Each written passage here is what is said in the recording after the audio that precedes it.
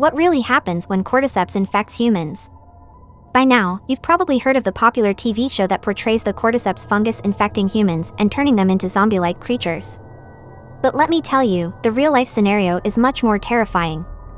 I work in a lab that specializes in plant and fungi experimentation. Our primary focus is on developing new drugs for the pharmaceutical industry, including everything from anti-aging remedies to creating the next blue pill. However, we also receive significant funding from the Defense Department, and their research requirements are much more sinister.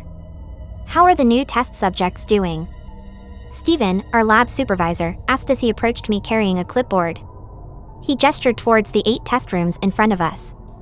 Number 4 looks promising. And I think 6 and 7 are starting to show signs, I said, looking up from my workstation. Inside the 8 test rooms were 5 men and 2 women, 1 in each room, plus a single empty room. It was left empty after a rogue chimpanzee from the earlier phase experiments had managed to escape its cage and break the pass-through window, which is used to transfer materials and instruments between sterile and non-sterile rooms. Steven nodded, a look of excitement on his face. Excellent. We're getting closer. In the cages, test subject 1, 2, 3, and 5 appeared to be behaving somewhat normally, pacing their small 8x8 cage, or talking to themselves. However, test subject 4 had remained motionless now for about 2 hours, lying on his side with his back to us with his chest rises and falls his only movement. Meanwhile, test subjects 6 and 7 had recently become lethargic, barely responding to the electric shocks administered to their enclosure.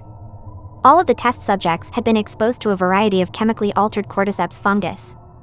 Typically, cordyceps cannot infect humans due to our higher internal temperatures, among other factors. However, by modifying the fungus's genetic makeup, we were close to changing that. Let's keep a close eye on those 3, report back to me if there are any updates. Will do, I replied. With that, Steven left the room and I returned to monitoring the test subjects' vitals on the screens. Interestingly, subjects 4, 6, and 7 had significantly elevated heart rates, almost 50% higher than the others. Additionally, their endorphin levels, the body's natural painkillers, were unusually high, indicating that they were experiencing intense pain, despite showing none of the typical outward signs. What do you make of this? I asked my lab partner, Mike, while pointing to the screen with my pen. He looked over the vitals on my screen. It looks like they are in intense pain. Those sorts of levels would be what I would expect to see if someone were on fire, he said dryly. Yes, that's what it looks like to me as well, I replied. Our test subjects were some of the worst criminals our government had locked up. The advantage of working for the Defense Department, especially where we required human subjects, was there was no shortage of forgotten criminals, terrorists, murderers, and other violent offenders.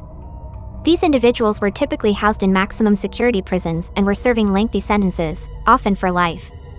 While the use of human subjects in scientific experiments is controversial and subject to strict ethical guidelines, the Defense Department saw the need to conduct these tests outside the normal guidelines.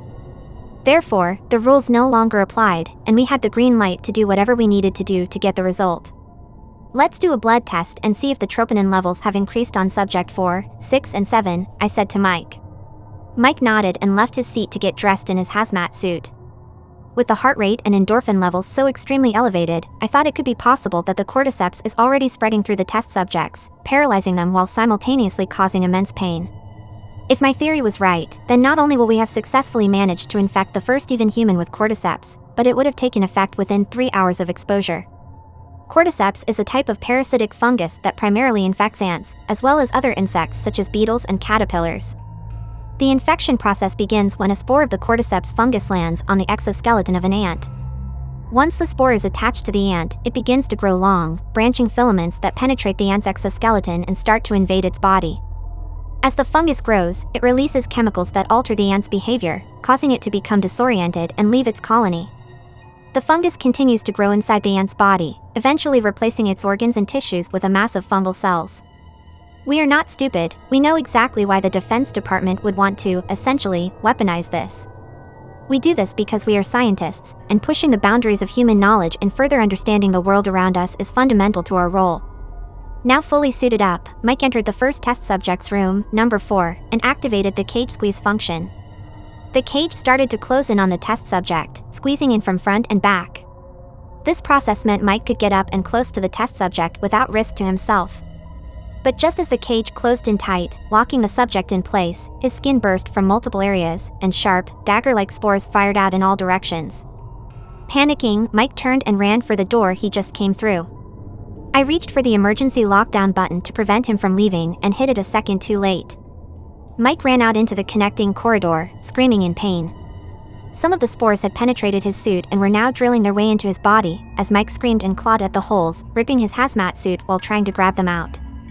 I activated the alarms and locked down my door as Mike thrashed about in the corridor. A few minutes later, I heard security come running down the hall and yell at Mike to get down, but he was in too much pain to respond.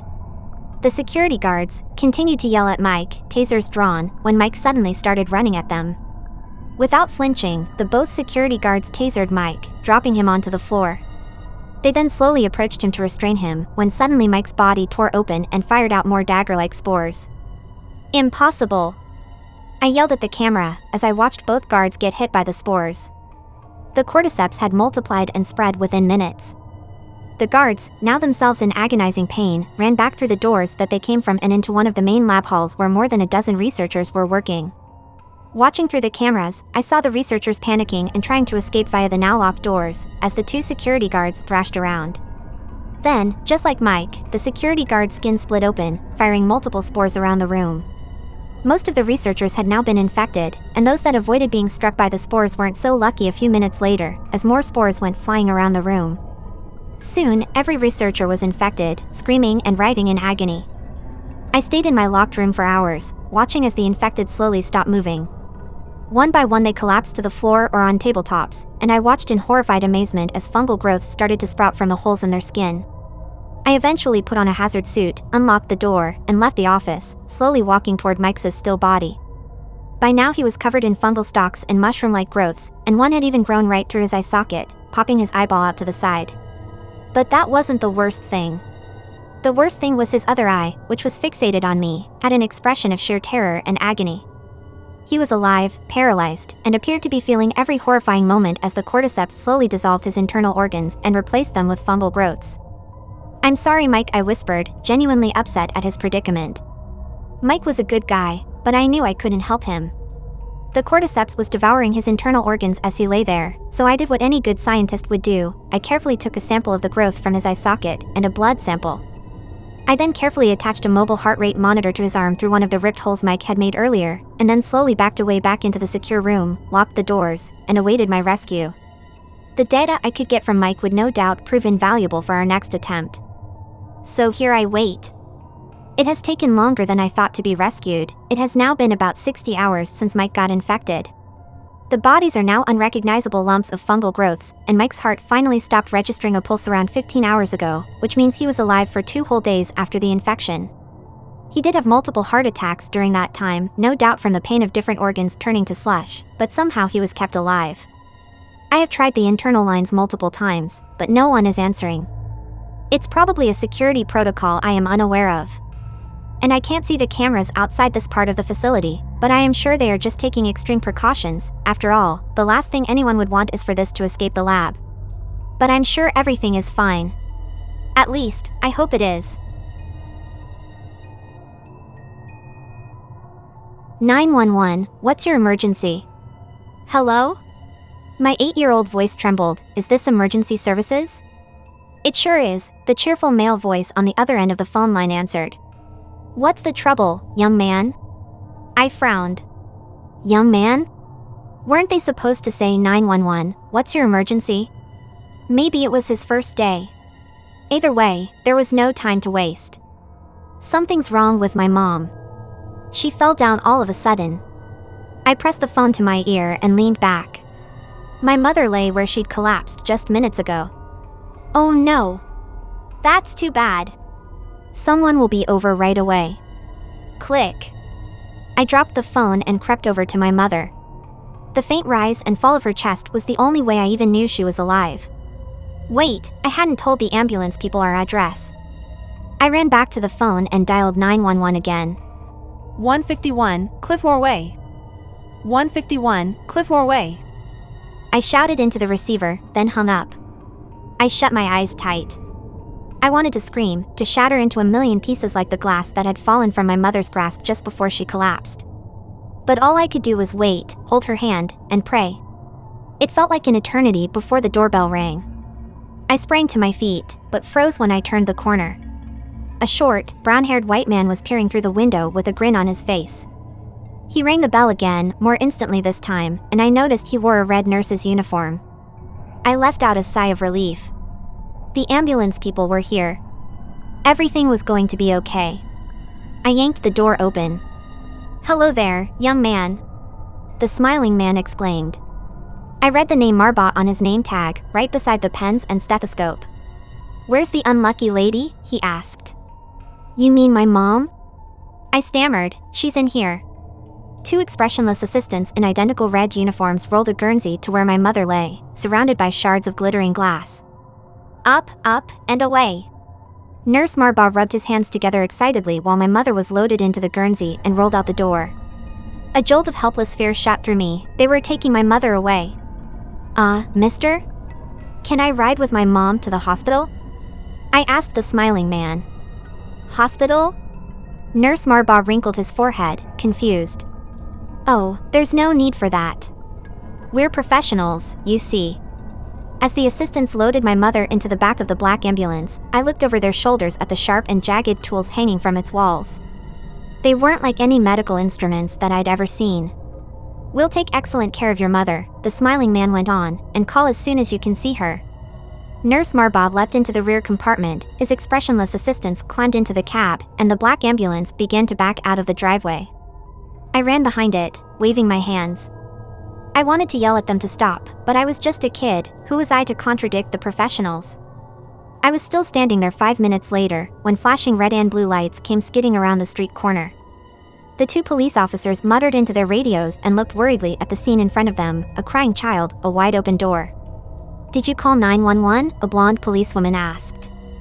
"I did," I nodded, "but they already came. They took my mom away." The two police officers looked at each other. "I'm afraid that's not possible. We received a call from this location, a child shouting an address, and we're the first ones to respond. It's been 20 years since the black ambulance drove off with my mother.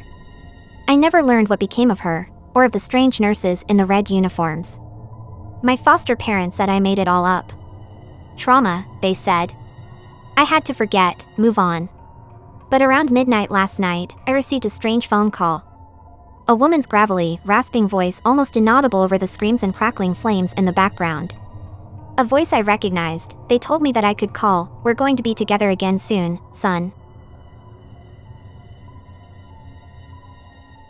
My daughter is a serial killer. I just found out she may be something much worse. My daughter is a serial killer. It took me a long time to be able to say this. Long after the police came to her house when we were visiting. After they found the graveyard and abandoned field behind her house, bodies arranged in 3 wide circles like some kind of macabre fairy rings. After they told us just how many people she had killed, a number so high, I cannot even begin to understand how she managed it at 29. It was 2 years after she was put on death row I finally said those words to my wife. Our daughter is a serial killer. People always say female serial killers were rare and not as bad as male serial killers. But Fiona was right up there with Bundy and Dahmer when it came to the brutality of her kills. She was no less violent, depraved, or cruel. The collection of her victims' hearts she kept in her fridge was every indication of that, and so were the coroner's reports that each victim had been kept alive for days, tortured, starved before Fiona finally killed them. It was a mercy in the end for them. Death. Nobody would want to live in the aftermath of what she did. The cop told me that the coroner had been gray when she said this. That in 25 years of policing work he had never seen anything this awful. Some nights I still wake up in terror from nightmares of what she did. The strangest thing about all this was that Fiona was a tiny little thing. The police were utterly flummoxed as to how she had managed to do any of this. Worse still, they couldn't figure out just how she had killed these people. The cuts were so clean. Like a surgeon's hand. But there was nothing in the world that could have made these cuts. No scalpel or knife. All their organs had been removed and then they had been neatly stitched back up again. When they opened the stitches up, they found the insides of the victims had been tattooed with hundreds of lines in a language no one could decipher. My daughter is not a medical professional. She is not a tattoo artist. She only speaks 2 languages. English and Spanish. We avoided the press, but that didn't mean the articles wouldn't be written. And the articles came. Articles where they questioned what kind of childhood she had. What kind of parents we were. They dug through everything about our family and were probably disappointed to find that we were your run-of-the-mill, all-American family, so they made things up through speculation. Perhaps we were too boring. Perhaps the normalcy was the problem. Or perhaps we were just very good at covering our tracks. Either way, the fallout was that my wife and I lost our jobs. We were accosted on the streets. Our tires were flattened multiple times, and 3 times I've had to remove graffiti from the sides of our house calling us unspeakable things. My son couldn't handle it. He and his wife had to change their names and leave the state. We couldn't do that though. Who would visit Fiona in prison if we left? I know people wanted to think Fiona was an oddball. That these killer tendencies had manifested in her because she was weird, a loner of sorts. No. Fiona was a popular kid. She was a great daughter, never missed a chance to come visit and help us. She was a cheerleader and did well in school. She had a group of friends she grew up with. She even married her childhood sweetheart. I can't say she was a good wife, however. Poor James, they found his head in the chest freezer in their basement. They still haven't found his body. It was the first time we visited her in prison that led me to finding what was in the attic. We were asked to try to get more information out of her. The police said that there were bodies they couldn't identify yet, and that if we could get her to talk, it would help bring some peace to the victims' families. They also wanted to know how she did it. The guilt of what our child had done to other people's children made us go more than our love for our daughter. It felt like some small way of atonement, finding out what we could and helping in some way. Not that anything could make amends for giving birth to a monster. It happened on the day of the visit. We sat nervously and waited in a highly secure room within the most high-security prison. 2 wardens stood within the room with us, 2 stood outside, and 4 wardens escorted Fiona, in chains, to us. When the door opened and our daughter walked in, what was alarming was to see the jovial smile on her face despite being chained at both her hands and feet. She looked remarkably well. This wasn't surprising since she had smiled coldly her entire way through the trial as well, but there was something extra obscene about how well prison suited her. She was glowing. "Hi, Dad." "Mom." She sat down across the table from us. I flinched as the sound of the chains as they clinked when she moved. "Fiona." My wife, Christina, managed, her hand clutched right around a tissue. Then she was crying again and Fiona's face changed a bit. She looked at Christina in concern. "Mom, please don't cry. If you knew what I know, you wouldn't be upset." Anger began to bubble up inside me. What the hell was wrong with Fiona? I had read enough now to know that serial killers were devoid of empathy or human emotions in general, but this wasn't the little girl I had raised to be a good woman.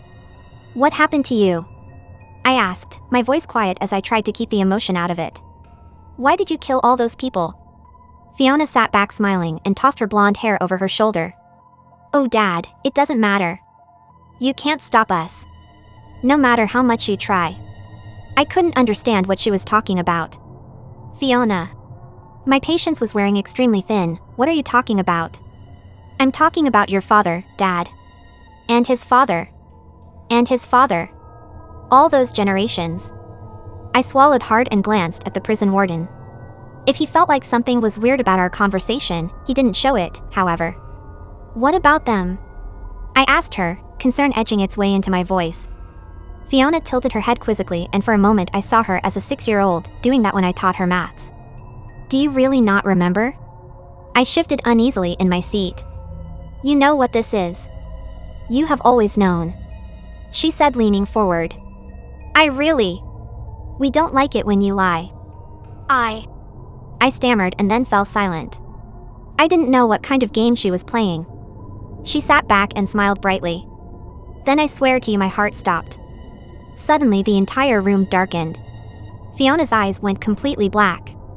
Her skin and hair turned pale white. And yet the guards kept standing there, seemingly seeing nothing, frozen in time. I tried to look at Christina, but she just sat there, staring ahead of her into nothingness, a tear frozen on her cheek. My daughter opened her mouth and ash fell out as she spoke, her replaced by a deep, cold one. "Alaman Zarodi Koike Idur Sepora. Tenu Devet Opia Mur Ed Mistu. Aladi Gadara Devet Ga or if you are you Kadorii." Those words, I knew those words. I had seen them before. My hands cold and clammy, I pushed back from the table as the chair fell away and backed myself up against a wall, terror gripping my chest. Instantly, the scene was back to normal. My daughter's face was normal. My wife's shoulders shuddered as she sobbed, still unable to speak a word, and Fiona sat there with a smile that didn't quite reach her eyes. Shaking, I told the guard, "We are done here." My wife turned to look at me and I stared into her teary eyes. "We need to go. Now." The last thing we heard as we left the room was Fiona's laughter, once vibrant, now cold and cruel. When we got home, I waited until dinner was over and we went up to bed. I waited until Christina had taken her sleeping pill and her breathing was even enough to know she was asleep. Then, I quietly got up and made my way to the attic. I knew exactly what I was looking for. After I hauled myself up from the square-shaped opening in our ceiling into the dark, quiet room I hadn't visited since we had moved into this house, I shone my torch around. Mostly the room was full of the children's old toys and clothes, things we had been planning to give away and never got around to. Old furniture that belonged to our parents. But there, hiding in the corner of the room was the cardboard box I was looking for, the reason I had not been in this attic for years. My mouth a bit dry and my hands trembling, I walked over to it and dragged it over to myself. Then I took a deep breath and opened it. Lying inside was a series of old, leather-bound journals I had hoped I would never ever have to look at again. It was the names and detailed torture and murders of every person my family had killed. The bloody and brutal legacy of the witchfinder generals that we used to be. Except, there were no witches. You already know this if you know anything about the witch trials. What witchfinder generals were hunting was much, much more ancient. They were hunting the old gods.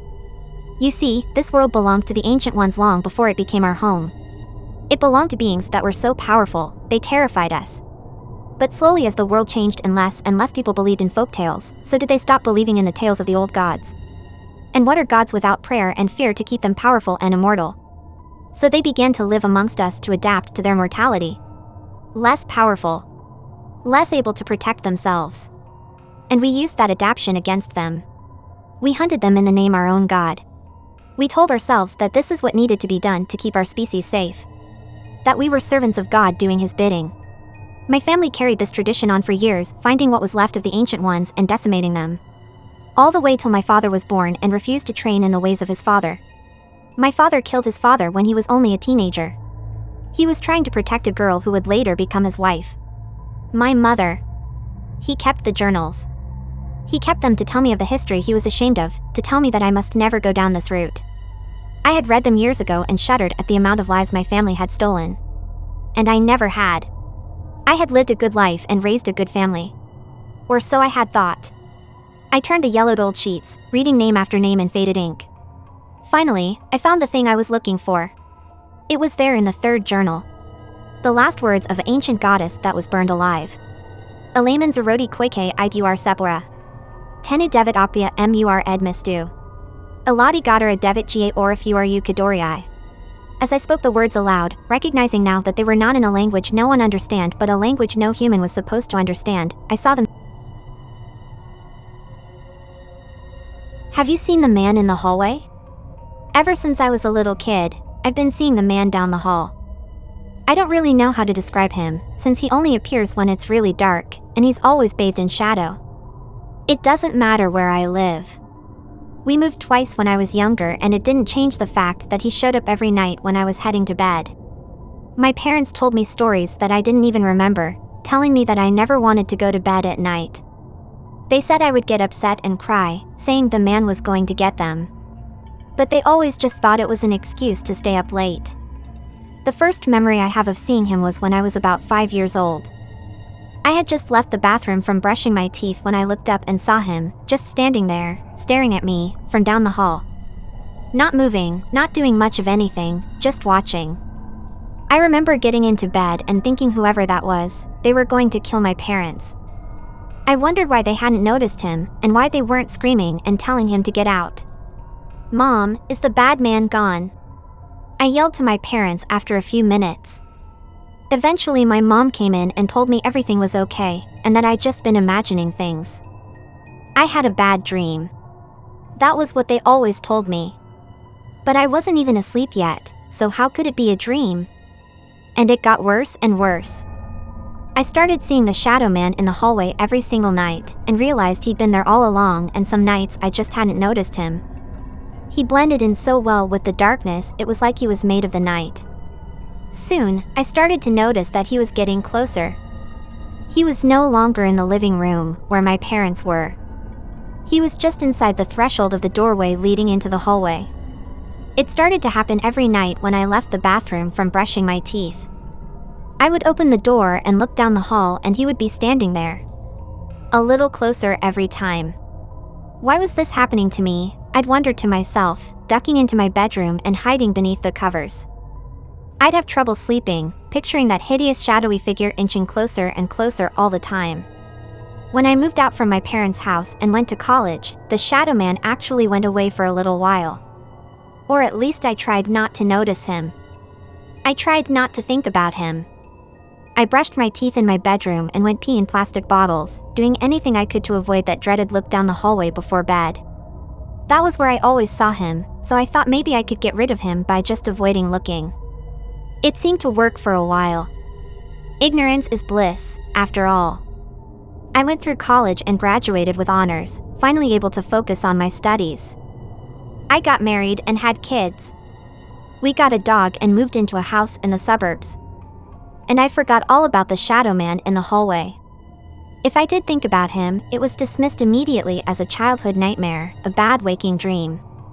But something happened tonight. I did something which I haven't done in a long, long time.